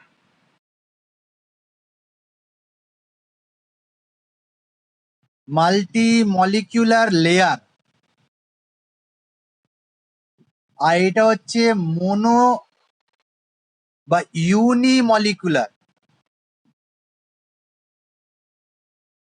ইউনিমলিকুলার লেয়ার। অর্থাৎ এটা বহু আণবিক স্তর বিশিষ্ট, এটা এক আণবিক স্তর বিশিষ্ট। মানে এটা কি? না, আমি যদি তোমাকে জিজ্ঞাসা করি যে দেওয়ালের মধ্যে যদি ধুলো লেগে যায়, তাহলে সেই ধুলোটা বের হয় এখানে ভর্তি হয়ে গেছে, একটা লেয়ার তৈরি হয়েছে। সেই ধুলোর ওপরে আবার ধুলো লেগে যেতে পারে কি পারে না? এরকম অনেক বাড়ি আছে যেখানে পরিষ্কার পরিচ্ছন্ন করা হয় না, দেখবে ধুলে জমে জমে জমে জমে মোটা লেয়ার তৈরি হয়ে গেছে, একটা মোটা ধুলোর লেয়ার তৈরি হয়ে গেছে। তোমাদের বই খাতার উপরে থেকে পড়ে গেছে এরকম। অনেকদিন পড়াশোনা করনি তো? তাহলে বইয়ের ওপরে ধুলোর একটা লেয়ার, তার উপরে আবার ধুলো, তারপরে আবার ধুলো, তারপরে আবার ধুলো, এত ধুলো পড়েছে যে বইয়ের মলাটটা দেখাই যাচ্ছে না যে কোন সাবজেক্ট, এটা কেমিস্ট্রি না ফিজিক্স। যেহেতু ভৌত অধিশোষণে আকর্ষণ বল কাজ করে,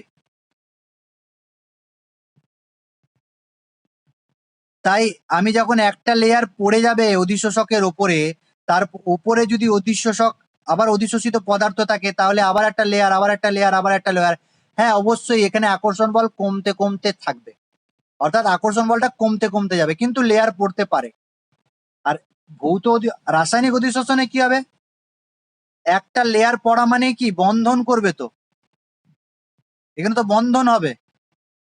তাহলে যদি বন্ধন হয়ে যাবে, না কার্বনের একটা ব্লক আছে, তার সাথে অক্সিজেন যুক্ত হয়েছে, কার্বন ডাইঅক্সাইড বা কার্বন মনোক্সাইড তৈরি হয়ে গেছে। এরপরে যদি আবার অক্সিজেন আসে, কোথায় এসে যুক্ত হবে? যুক্ত হবার জায়গা আছে? বন্ধন করার জায়গা আছে? বন্ধন করার জায়গা হলে তো তাহলে সেটা তো ইউনি লেয়ারই হবে। ইউনি লেয়ারটা মানে পুরো ভর্তি হয়ে গেলে, সব সক্রিয় সাইড গুলো যদি বন্ধনে যুক্ত হয়ে যায়, তাহলে আবার যদি কোনো অণু আসে, তাহলে সেটা ভৌত অধিশোষণ হয়ে যাবে, সেটা আর রাসায়নিক অধিশোষণ হবে না। ঠিক বলেছি তো? তাহলে এটা ইউনি লেয়ার, এটা মাল্টি লেয়ার, ব্যাপারটা বুঝতে পেরে গেছি আশা করি। এবার কি আছে? তাপমাত্রা ও চাপের প্রভাব, উষ্ণতা ও চাপের প্রভাব। এবার মিল দেখতে পারবো, অনেকগুলো মিল, এগুলো সব অমিল ছিল, এবার মিল দেখতে পারবো। যেমন একটা মিল দেখতে পাচ্ছি, চাপ প্রয়োগ যদি আমি করি, তুমি নিজেই বলো, একটা চারকোল ব্লকের ওপর একটা গ্যাসকে আমি অধিশোষিত করছি, তাহলে চাপ যদি প্রয়োগ করি, তাহলে অধিশোষণ বাড়বে না কমবে? বলো, চাপ বাড়লে অধিশোষণ বাড়বে না কমবে? অধিশোষণ বাড়বে। কেমিক্যালের ক্ষেত্রে অধিশোষণ বাড়বে, সেম।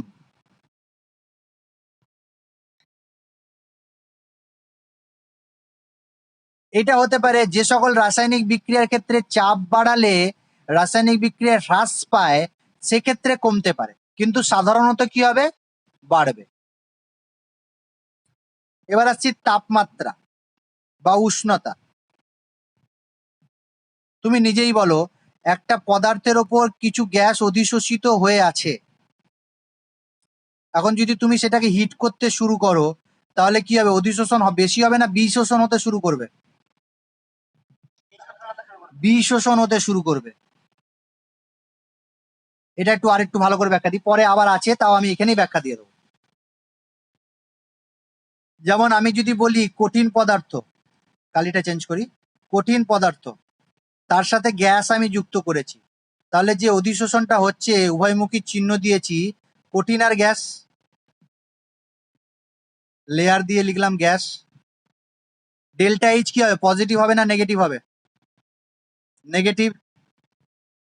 তাহলে সম্মুখ বিক্রিয়াটা কি এক্সোথার্মিক না এন্ডোথার্মিক? সম্মুখ বিক্রিয়াটা তাপ উৎপাদক না তাপ শোষক? তাপ উৎপাদক। অর্থাৎ আমি বলতে পারি সম্মুখ বিক্রিয়া তাপ উৎপাদক আর বিপরীত বিক্রিয়া তাপ শোষক। লাসেটেলিয়ার নীতি অনুযায়ী তুমি যদি তাপমাত্রা বৃদ্ধি করো, লাসেটেলিয়ার নীতি কি বলছে, যে কারণটা তুমি করবে সেই কারণটাকে প্রশমিত করবে। অর্থাৎ তুমি যদি তাপমাত্রা বৃদ্ধি করো, সিস্টেম চাইবে তাপমাত্রা কমাতে, যদি তুমি তাপমাত্রা কমাও, সিস্টেম চাইবে তাপমাত্রা বাড়াতে। এখন তুমি যদি তাপমাত্রা বৃদ্ধি করো, তাহলে সিস্টেম চাইবে যেদিকে গেলে তাপমাত্রা কমে সেই দিকে যাব। তাপ বাড়ালে তাহলে সিস্টেমটা ডান দিকে যাবে না বাঁ দিকে যাবে? ডান দিকে গেলে তাপ আরো উৎপন্ন হবে, তাপমাত্রা আরো বাড়বে। তাহলে তাপমাত্রা বাড়ালে সিস্টেমটা কোন দিকে যাবে, ডান দিকে না বাঁ দিকে? অ্যাকর্ডিং টু লাসেটেলিয়ার নীতি বাঁ দিকে যাবে, অর্থাৎ বিশোষণ হতে শুরু করবে। অর্থাৎ ঘুরিয়ে বলতে পারি অধিশোষণ কমবে। এটা লাসেটেলিয়ার নীতি দিয়ে বললাম। লাসেটেলিয়ার নীতি দিয়ে বলা যায় যে যেহেতু বিক্রিয়াটা সম্মুখ বিক্রিয়াটা অধিশোষণ বিক্রিয়াটা এক্সোথার্মিক তাপ উৎপাদক, তাই যদি তাপমাত্রা বৃদ্ধি করি তাহলে বিক্রিয়াটা ডান দিকে না গিয়ে বাঁ দিকে যাবে। লাসেটেলিয়ার নীতি অনুযায়ী তাপমাত্রা কমাবার চেষ্টা করবে। আর এটাও বলতে পারি যে নিম্ন তাপমাত্রায় অধিশোষণ বেশি হবে, হবে না? তাপমাত্রা যদি কম থাকে তাহলে ডান দিকে বিক্রিয়াটা যাবে, নিম্ন তাপমাত্রায় অধিশোষণ বেশি ভালো হবে। অর্থাৎ তুমি যদি ভৌত অধিশোষণের কথা বলো, তাহলে অধিশোষণ মাত্রার সাথে, অধিশোষণ মাত্রাকে আমি লিখছি x by M. X by এমটা কি? এক্সটা হচ্ছে অধিশোষিত পদার্থের পরিমাণ আর এমটা হচ্ছে অধিশোষকের পরিমাণ। এক্স বাই এম হচ্ছে অধিশোষণ মাত্রা। এক্স বাই এম বাড়া মানে কি? অধিশোষণ মাত্রা বাড়া। বুঝতে পারছি? এক্স বাই এম হচ্ছে অধিশোষণ মাত্রা। তার মধ্যে এক্সটা কি বলেছি, অধিশোষিত পদার্থ, আর এমটা বলছি অধিশোষক। তাহলে এক্স এর মান বাড়া মানে কি? অধিশোষণ মাত্রা বাড়া। তাহলে এখন যদি গ্রাফ অঙ্কন করা হয় তাপমাত্রার সাথে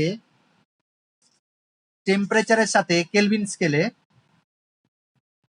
তাহলে অধিশোষণ কি হবে? যত তোমার তাপমাত্রা বাড়াবে ভৌত অধিশোষণ তত কমবে, এইরকম ভাবে নামতে থাকবে। এটা স্থির চাপে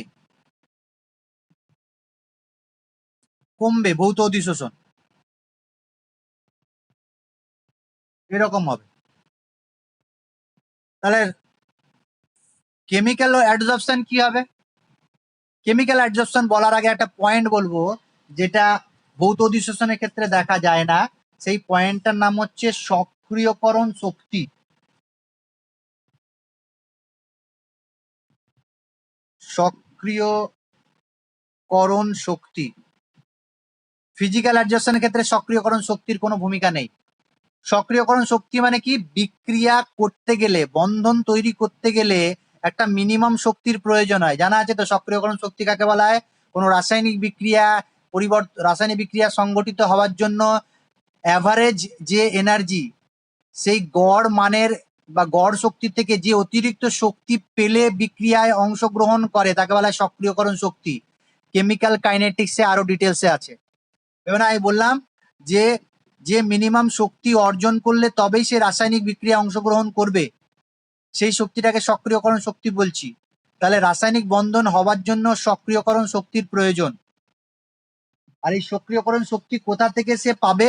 তাপমাত্রা থেকে পাবে। অর্থাৎ রাসায়নিক অধিশোষণ তাপমাত্রা যদি বৃদ্ধি করি তাহলে সক্রিয়করণ শক্তি বাড়ে, রাসায়নিক বন্ধন বা রাসায়নিক অ্যাডজর্পশন বেশি ভালো হয়। তাহলে এক্ষেত্রে যদি আমি গ্রাফটা অঙ্কন করি X by M versus T, প্রথমে কি হবে? প্রথমে তাপমাত্রা বৃদ্ধি করলে যেহেতু রাসায়নিক বন্ধন তৈরি করার জন্য সক্রিয়করণ শক্তির যোগান দিচ্ছে, তাই প্রথমে বিক্রিয়াটা ভালো হবে, অধিশোষণ বেশি পরিমাণে হবে। একটা ম্যাক্সিমাম পয়েন্টে যাবার পর, অর্থাৎ বন্ধন সৃষ্টি হয়ে যাবার পর তুমি যদি আবার তাপমাত্রা বৃদ্ধি করতে থাকো, তাহলে ভৌত অধিশোষণের মতো এটাও কমতে শুরু করবে। বুঝতে পারলাম ব্যাপারটা? কি বললাম? এখানেও পি স্থির। যেহেতু রাসায়নিক অধিশোষণের ক্ষেত্রে সক্রিয়করণ শক্তির একটা ভূমিকা আছে। সক্রিয়করণ শক্তি কি? যে ন্যূনতম শক্তি অর্জন করলে কোনো পরমাণু বা অণু বন্ধনে বা রাসায়নিক বিক্রিয়ায় অংশগ্রহণ করে, তাহলে সেই সক্রিয়করণ শক্তির প্রয়োজন আছে কেমিক্যাল অ্যাডজর্পশনে। ফিজিক্যাল অ্যাডজর্পশনে সক্রিয়করণ শক্তির কোনো ভূমিকা নেই। তাহলে কেমিক্যাল অ্যাডজর্পশনে সক্রিয়করণ শক্তির প্রয়োজন, তাই একে অ্যাক্টিভেটেড অ্যাডজর্পশনও বলা হয়, সক্রিয়করণ অধিশোষণও বলা হয়। এবার এই সক্রিয়করণ শক্তির যোগানটা কে দেয়? তাপমাত্রা দেয়। তাপমাত্রা যদি বৃদ্ধি করি, প্রথম দিকে অধিশোষণের পরিমাণ বাড়তে শুরু করলো, ভৌত নয় রাসায়নিক অধিশোষণ। তারপরে একটা ম্যাক্সিমাম পয়েন্টে চলে গেল, অর্থাৎ সব অধিশোষিত পদার্থ অধিশোষকে বন্ধন করে নিল। এবার যদি তাপমাত্রা বাড়াতে শুরু করো, তাহলে বিশোষণ উঠতে শুরু করবে, অর্থাৎ অধিশোষণ কমতে শুরু করবে। দেখো তো বোঝাতে পারলাম কিনা? আর চাপের ক্ষেত্রে x/m, চাপের সাথে যদি বলি নির্দিষ্ট তাপমাত্রায় বা স্থির তাপমাত্রায়, ভৌত আর রাসায়নিক দুটোর ক্ষেত্রেই গ্রাফটা কি হবে? বাড়বে। বাড়তে বাড়তে একটা পয়েন্টে গিয়ে, মানে ধীরে ধীরে বাড়বে, এক্সপোনেনশিয়ালি বাড়তে বাড়তে এরকম পয়েন্টে গিয়ে এরকম সোজা হয়ে যাবে। অর্থাৎ এই পয়েন্ট পর্যন্ত বাড়লো, তারপর আর বাড়ছে না, সমান হারে যাচ্ছে। অর্থাৎ যতই চাপ বাড়াও আর বাড়বে না। অর্থাৎ ভৌত বা রাসায়নিক অধিশোষণের ক্ষেত্রে চাপ বাড়ালে অধিশোষণ মাত্রা বাড়ে, কিন্তু বাড়তে বাড়তে যখন মাল্টি লেয়ার বা ইউনি লেয়ার হয়ে গেছে, এরপরে যদি চাপ বাড়াও তাহলে আর কিছু হবে না। যতই চাপ বাড়াও কিছুই পরিবর্তন হবে না। এই অবস্থাটাকে বলা হয় সম্পৃক্তকরণ চাপ। এই অবস্থার, যেটাকে P0 বলা হয়, সম্পৃক্তকরণ বা স্যাচুরেশন প্রেসার।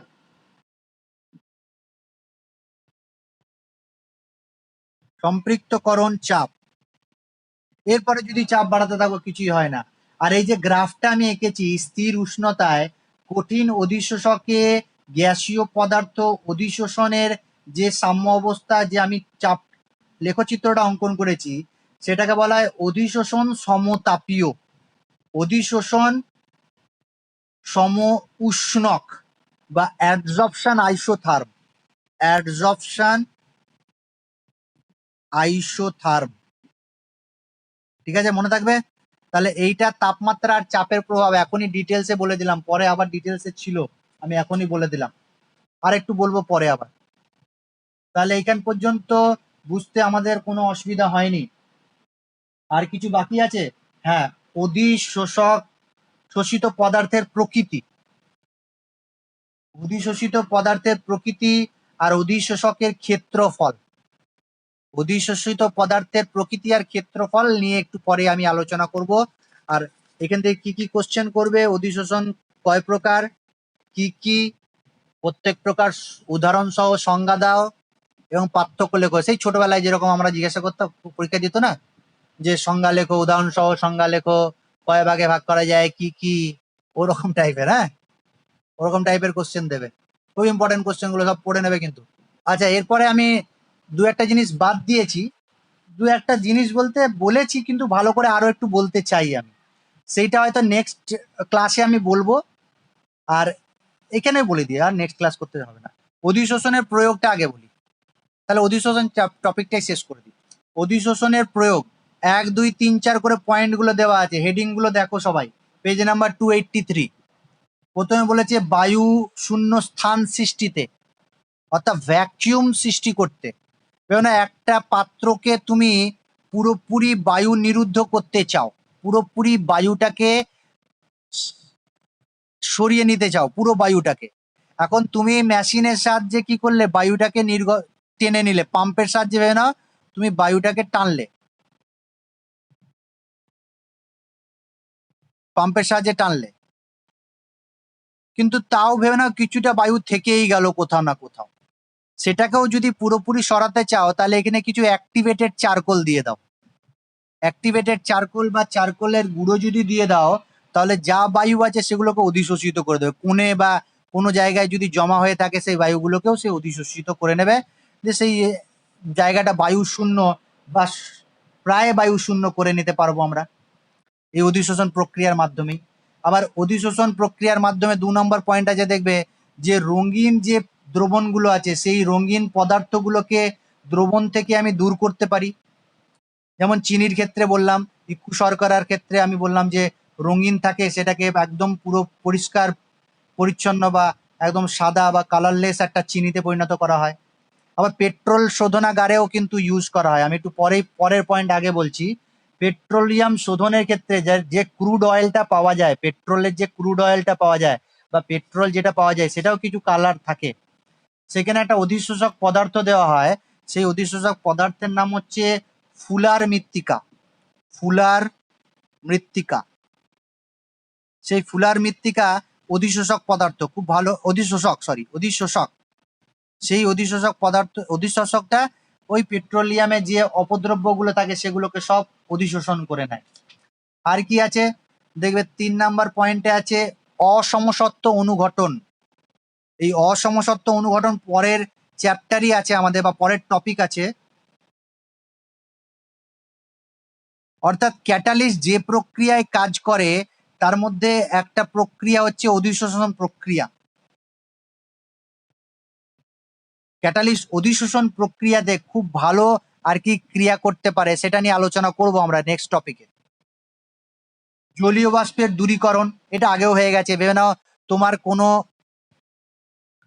মেটেরিয়াল, ভেবে নাও তোমার একটা কেমিক্যাল আছে, সেই কেমিক্যালটা কঠিন আছে, তাকে তুমি একটা বোতলের মধ্যে রাখলে কিন্তু সেটা বায়ু থেকে জল শোষণ করে নিতে পারে, তাই সেটাকে একটা ডেসিকেটারের মধ্যে রেখে নিলে, ডেসিকেটার বলে একটা জিনিস পাওয়া যায়, সেই ডেসিকেটারের মধ্যে রাখলে সেই ডেসিকেটারের নিচে কিন্তু ক্যালসিয়াম ক্লোরাইড থাকে। সেই ক্যালসিয়াম ক্লোরাইডে বড় বড় টুকরো থাকে, আমাদের ল্যাবে আছে মনে হয়, বা নেই, আমি তো আমাদের ল্যাবে মনে হয় দেখিনি। তো সেই কি করে, সেই জলীয় বাষ্পগুলোকে শোষণ করে নেয় যাতে ময়েশ্চার গুলো ওই কেমিক্যালটাকে নষ্ট না করে। কি বললাম বুঝলে? ডেসিকেটারের মধ্যে বা এরকম জল শোষক, জলীয় বাষ্প শোষক হিসাবে কিছু কঠিন পদার্থ থাকে যেটা জলটাকে শোষণ করে নেয়, ফলে জলের বা জলীয় বাষ্পের দূরীকরণ করতে আমরা অধিশোষণ প্রক্রিয়াকে কাজে লাগাই। আর এখন যেটা করোনার জন্য খুব বেশি ব্যবহার করা হচ্ছে বা এমনিতেও পলিউশনের জন্য ব্যবহার করা হয়, সেটা হচ্ছে মাস্ক, গ্যাস মাস্ক। এখন তো এটা ফেমাস হয়ে গেল মাস্ক পরাটা, নাহলে এরকম আর আগেও অনেকজনা পরতো। তুমি জানো যে বায়ুতে যে কঠিন পদার্থগুলো থাকে, ধূলিকণা বা বিভিন্ন বিষাক্ত গ্যাস, সেইগুলো মাস্কের ওপরে একটা প্রলেপ থাকে, চারকোলের যদি প্রলেপ দিয়ে দাও মাস্কের ওপরে, তাহলে সেই ধূলিকণা বায়ুগুলো বা বিষাক্ত গ্যাসগুলো সেই চারকোল দ্বারা অধিশোষিত হয়ে যায় আমাদের ভেতরে, আমাদের নাকের ভেতরে বা আমাদের শরীরের ভেতরে প্রশ্বাসের মধ্যে দিয়ে ঢুকতে পারে না, নিচে বা ওইখানে জমা হয়ে যায়। তাহলে মাস্কের ক্ষেত্রে আমরা ব্যবহার করি। আচ্ছা, জলের মৃদুকরণ, অর্থাৎ জলের মধ্যে যে ক্যালসিয়াম আয়ন বা ম্যাগনেসিয়াম আয়ন থাকে সেগুলোকেও আমরা অনেক সময় অধিশোষণ প্রক্রিয়ার মাধ্যমে দূর করতে পারি, ক্যালসিয়াম 2+ বা ম্যাগনেসিয়াম 2+। আবার দেখবে জলটা যদি ঘোলা জল হয়, আমরা অনেক সময় ফটকিরি বা চুন জল দিয়ে সেটাকে পরিষ্কার করি, সেটা অধিশোষণ হয়। আচ্ছা, নিষ্ক্রিয় গ্যাসের পৃথকীকরণ। নিষ্ক্রিয় গ্যাসের পৃথকীকরণ ব্যাপারটা কি, আমরা বায়ু থেকে যে গ্যাসগুলো পাই, তার মানে হিলিয়াম, নিয়ন, আর্গন, ক্রিপ্টন, জেনন, এই নিষ্ক্রিয় গ্যাসগুলো বায়ুর মধ্যেই কিন্তু মিশে থাকে। সেই বায়ু থেকে, বা বায়ুতে আর কি কি থাকে, নাইট্রোজেন, অক্সিজেন, খুব বেশি পরিমাণে নাইট্রোজেন, অক্সিজেন, কার্বন ডাইঅক্সাইড এগুলো থাকে। এইখান থেকেই যে নিষ্ক্রিয় গ্যাসটাকে আমি নিষ্কাশন করব, পৃথক করব, সেইটা একটা পদ্ধতি আছে, যেটা আমাদের সিলেবাসে তো নেই, গ্রুপ 18 আছে কিন্তু আমাদের সিলেবাসে লেখা নেই, গ্র্যাজুয়েশনে আছে। একটা নারকেলের ছিবড়া পুড়িয়ে, সেই নারকেলের ছিবড়াটাকে পুড়িয়ে নিলে সেটা অ্যাক্টিভেটেড চারকোলে পরিণত হয়। সেই অ্যাক্টিভেটেড চারকোলটা মধ্যে দিয়ে বিভিন্ন তাপমাত্রায় যদি তুমি বায়ুকে পাস করো, বায়ুকে যদি পাস করো অনেক টেম্পারেচার, নেগেটিভ টেম্পারেচার, -120, -180, এই অনেকগুলো বাল্ব থাকে, সেই বাল্বের মধ্যে দিয়ে যদি পাস করো তাহলে গ্যাসগুলো, এই গ্যাসগুলো হিলিয়াম, নিয়ন, আর্গন, জেনন, ক্রিপ্টন বিভিন্ন তাপমাত্রায় বিভিন্ন নারকেলের ছিবড়া বা অঙ্গার দ্বারা শোষিত হয়, বিশোষিত হয়, যে সেইভাবে আমরা এদেরকে পৃথক করতে পারি। যেটা তোমাদের যদি জানার ইচ্ছে থাকে তাহলে গ্র্যাজুয়েশনের বই থেকে পড়ে নেবে একটু, বা গুগল সার্চ করে নেবে। হ্যাঁ, ইনার্ট গ্যাসের সেপারেশন চারকোল ব্লক মেথডে।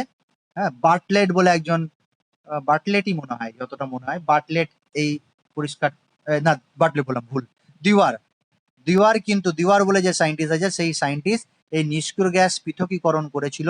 আর এইখানে কিন্তু চারকোল, অ্যাক্টিভেটেড চারকোল, বিশেষ করে নারকেলের ছিবড়া পুড়িয়ে সেটাকে ঠান্ডা করে সেটাকে বিভিন্ন নেগেটিভ টেম্পারেচারে যদি পাস করা হয় তাহলে বিভিন্ন বাল্বে বিভিন্ন গ্যাস শোষণ হয়ে, অধিশোষিত হয়ে বা বিশোষিত হয়ে আমরা সেপারেট করে নিতে পারি বিভিন্ন গ্যাসগুলো। এটা প্রক্রিয়া আছে। গ্র্যাজুয়েশনের 3 কি 4 নম্বরের একটা কোশ্চেন দিত। এছাড়া আছে লাস্ট পয়েন্ট আছে ফেনা ভাসমান পদ্ধতি, fourth floating process, metal isolation বলে একটা চ্যাপ্টার আছে আমাদের, ধাতু নিষ্কাশন। সেই ধাতু নিষ্কাশন চ্যাপ্টারে আমরা এটা তো ডিটেলসে পড়বো ফেনা ভাসমান পদ্ধতি, তখন আরো ভালো জানতে পারবে যে ফেনা ভাসমান পদ্ধতি কি। এখন সহজভাবে জেনে রাখো যে আকরিক থেকে তুমি যখন ধাতুটাকে নিষ্কাশন করবে, আকরিক থেকে ধাতু নিষ্কাশনের সময় সেই আকরিকটাকে চূর্ণ বিচূর্ণ করে ভেঙে নেওয়া হয়। সেই ভেঙে নেওয়ার পর বড় একটা ট্যাঙ্কের মধ্যে সেই চূর্ণকৃত আকরিকগুলোকে ফেলে দেওয়া হয়।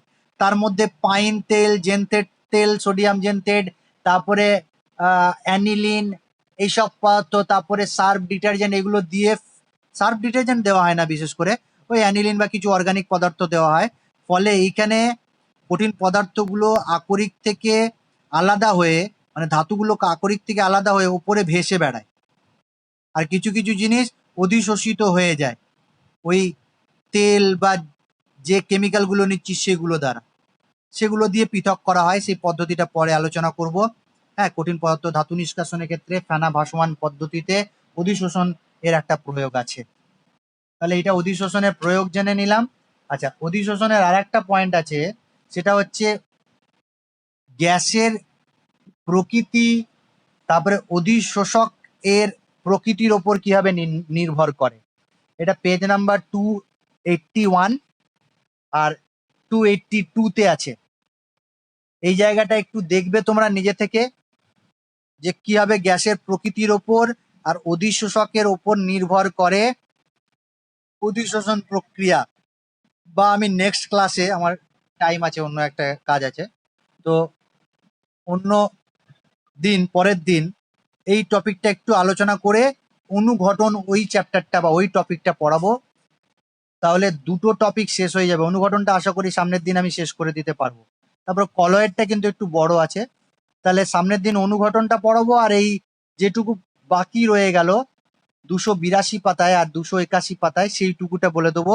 এখান পর্যন্ত তোমাদের যদি কোনো কোশ্চেন থাকে আমাকে বলতে পারো, আমি অ্যান্সার দেবো। তুই ভালো করে অরিত্র মনে করে দিলে। ক্রোমাটোগ্রাফি, এটা বাদ দিয়ে চলে যাচ্ছিলাম। ক্রোমাটোগ্রাফি হচ্ছে একটা সেপারেশন টেকনিক, একটা পদ্ধতি, যে পদ্ধতির সাহায্যে মিক্সচার অর্গানিক কম্পাউন্ড গুলোকে, মানে কিছু মিশ্রিত যৌগগুলোকে পৃথক করা হয় ক্রোমাটোগ্রাফি পদ্ধতির সাহায্যে। যেমন এইখানে আমি একটা বলছি কালাম ক্রোমাটোগ্রাফি বলে একটা পদ্ধতি বলছি ছোট করে, যদি এটা তোমাদের ক্লাস 11-এর ছিল সেপারেশন টেকনিকে। তুমি কি করলে, একটা কাঁচের কালাম নিলে, যেটা বড় বড় হতে পারে, ছোট হতে পারে, মানে তুমি যদি ভাবো বুলেটের মতো, কিন্তু বুলেটের থেকে অনেক মোটা হয়, সেখানে তুমি সিলিকা জেলের একটা বেড তৈরি করে দিলে। সিলিকা জেল, সিলিকা জেল অধিশোষক আমরা জানি। সেই সিলিকা জেলের মধ্যে না একটা মিক্সচার নিলে, যেখানে এ বি দুটো পদার্থ আছে, সেটা মিক্সচার হিসাবে আছে।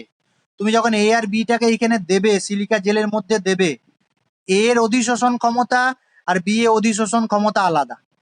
অর্থাৎ এ যে পরিমাণে সিলিকা জেলের সাথে অধিশোষিত হবে, বি নিশ্চয়ই সেইভাবেই অধিশোষিত হবে না।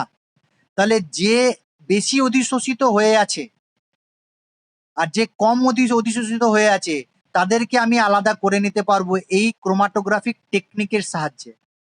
যে আলগাভাবে লেগে আছে, অধিশোষিত হয়ে আছে, যখন আমি এখানে সলভেন্ট দেবো, সে তাড়াতাড়ি নিচে নেমে আসবে। ভালো করে বোঝো, বিটা ভেবে নাও সিলিকা জেলের সাথে আলগাভাবে অধিশোষিত হয়ে আছে। তাহলে আমি যদি সলভেন্ট দিই তাহলে কে নেমে আসবে আগে? যে আলগাভাবে ধরে রেখেছে, অধিশোষিত আছে গায়ে, সে আগে নেমে আসবে, তাকে সরিয়ে নিলাম। আবার বি তাড়াতাড়ি নেমে গেল। আর এটা যেহেতু শক্তভাবে ধরে আছে, তখন আমি দ্রবণের পোলারিটি বাড়িয়ে দিলাম। যে দ্রবণটা নিচ্ছি তার পোলারিটি বাড়িয়ে দিলাম, তখন এটাও কিন্তু নেমে আসবে। এটা আমি খুব সহজভাবে আর খুব তাড়াতাড়ি করে বললাম। যদি টেকনিকটাকে জানার ইচ্ছে হয়, ক্লাস 11 সেপারেশন টেকনিকে চলে যাবে, কালাম ক্রোমাটোগ্রাফি দেখে নেবে। এছাড়া আরো অনেক ক্রোমাটোগ্রাফি আছে, যে পদ্ধতির সাহায্যে অধিশোষণ প্রক্রিয়াকে কাজে লাগিয়ে মিক্সচার কম্পাউন্ডকে আমি পৃথক করতে পারি, সেই পদ্ধতিকে বলে ক্রোমাটোগ্রাফি। এটাও কিন্তু অধিশোষণ প্রক্রিয়াকে কাজে লাগিয়ে করা হয়।